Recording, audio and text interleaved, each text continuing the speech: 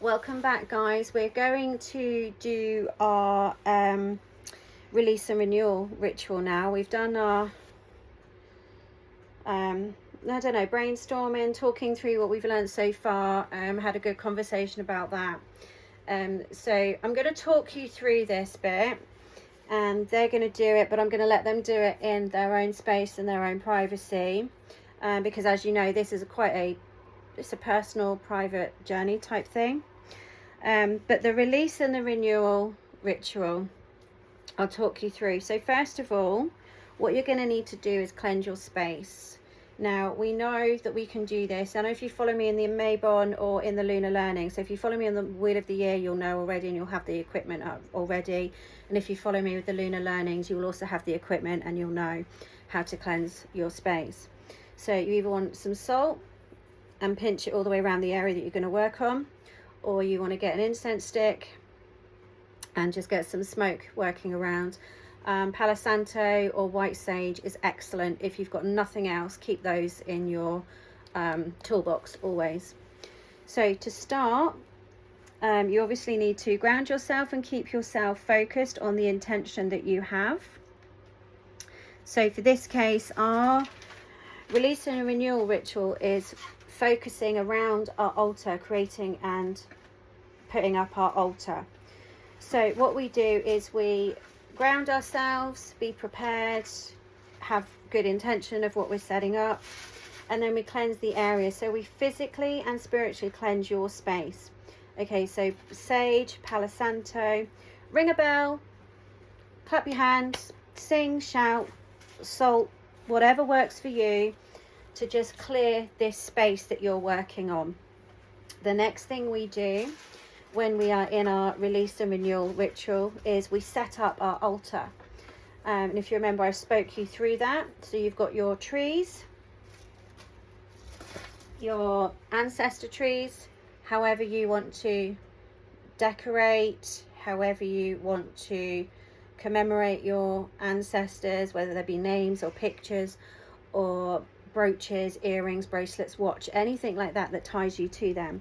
So you'll be setting that in the center of your altar, and then you will have your salt to the side, your seasonal decorations, your pumpkins, your pine cones, your leaves, and then your black candle at the front.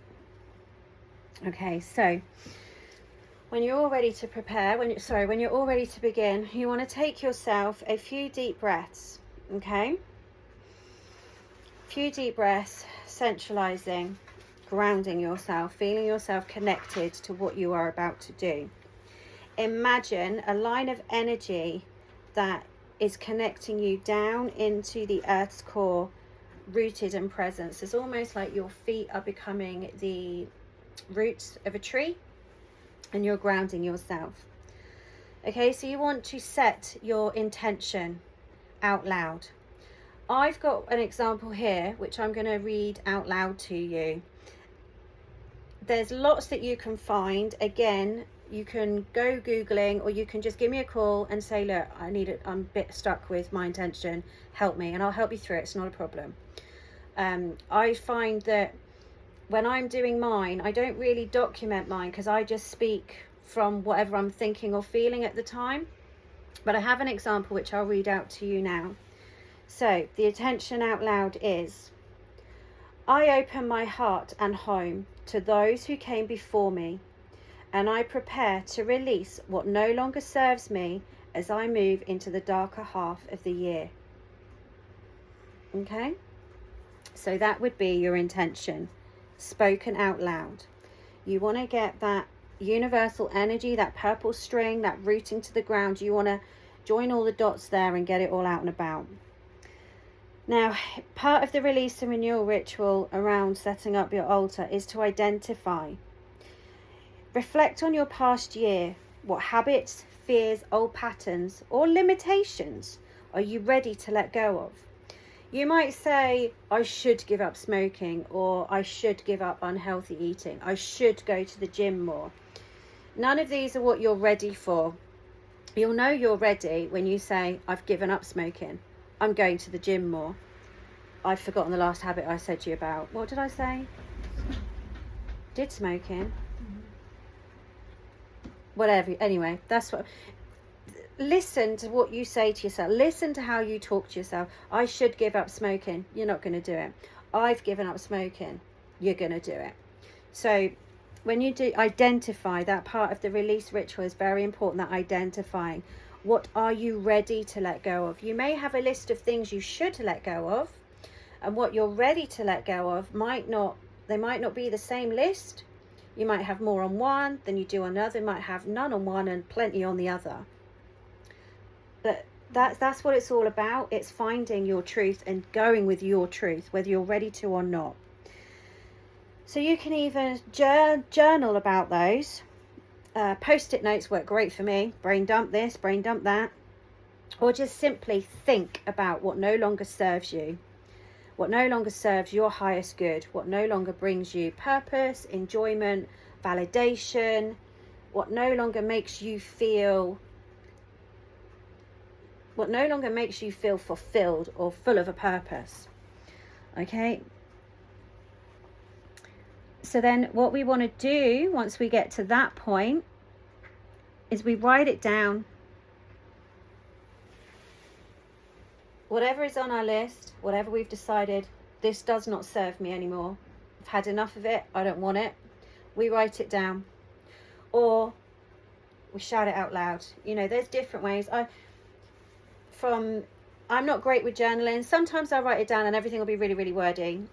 Other times I'm not great with journaling at all, but through therapy, counselling, we'll learn about that. I don't know, whenever I decide to spill my personal life, which probably happens every 5 minutes or so. There are other techniques that I was taught. Whisper into a stone, throw it away. Wish it upon a star. As you're washing your hands, put your worry or what no longer serves you in your hands, and as you can see the water, it's washing away what no longer serves you. There's so many ways you can do this. So this is what I mean. If you get stuck, or if you don't know, if you need more specific guidance, I'm not really giving you specifics. I'm giving you suggestions. I can actually make these boxes, you know, say this word for word, do this step by step. If you want that, let me know, because I can accommodate that. But free will and all.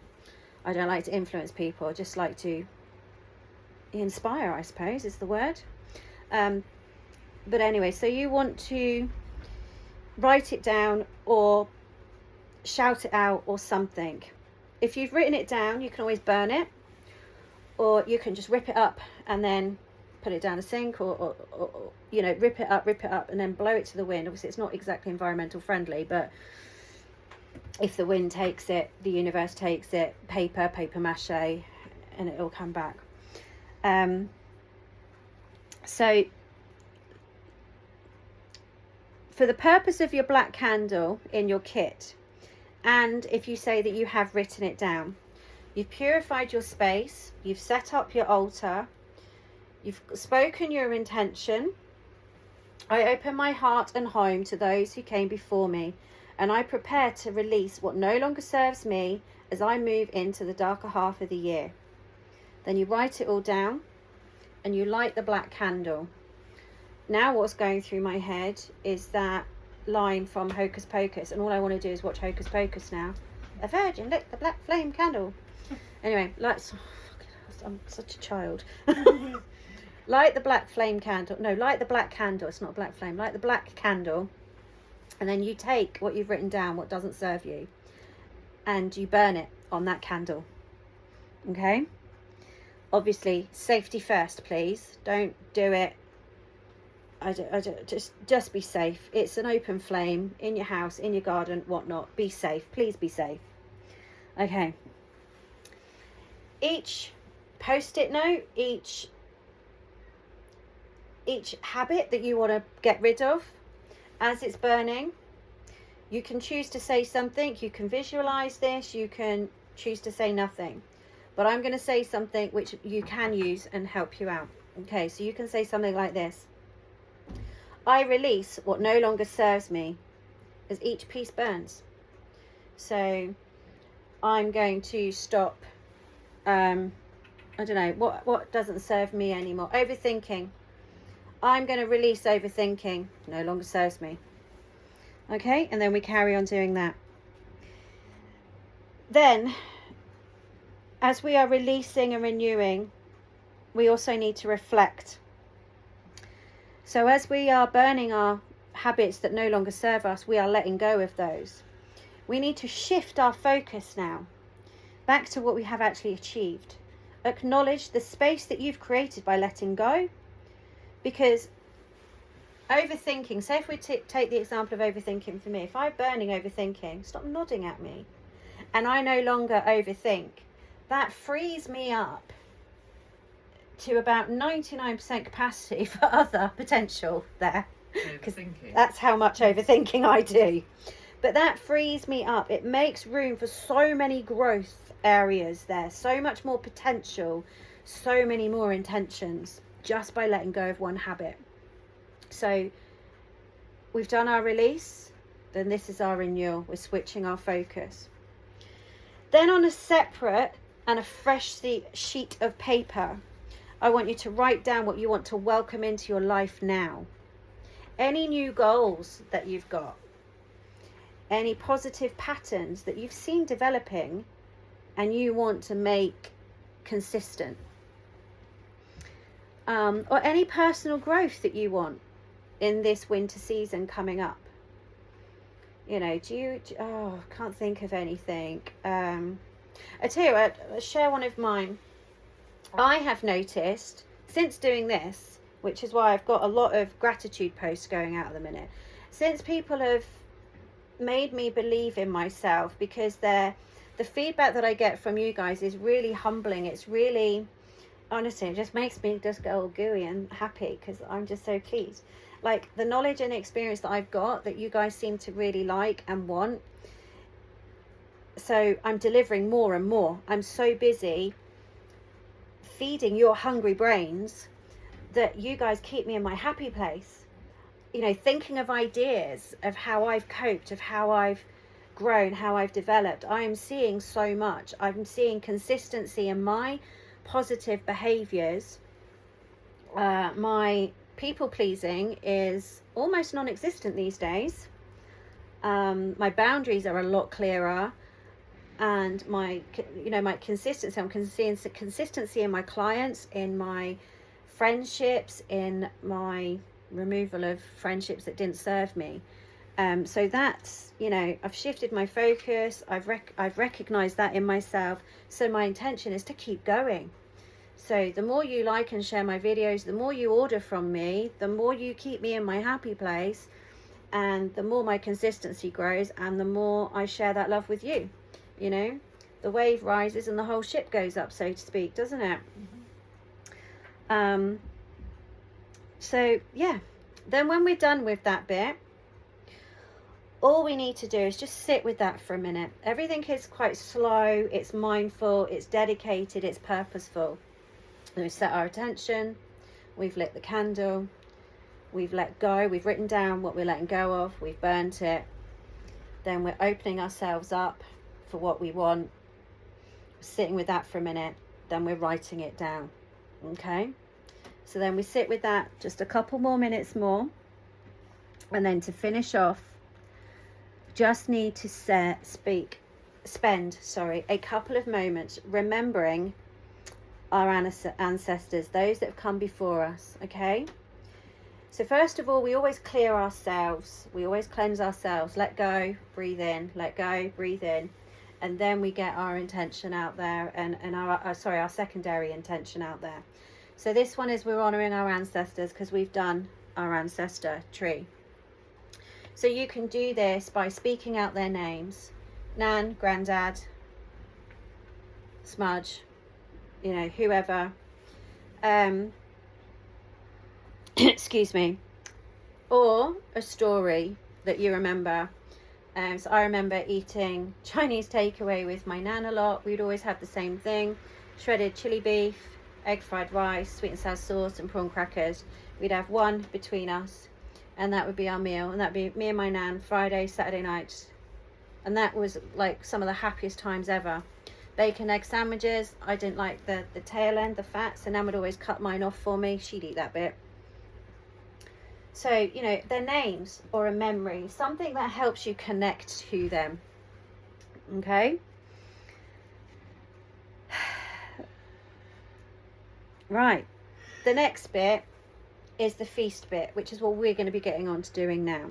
So we're going to close this ritual right now. Okay, so we've done our calling out their names, or speaking out loud a memory, or calling out their names in our head, speaking in our head a memory.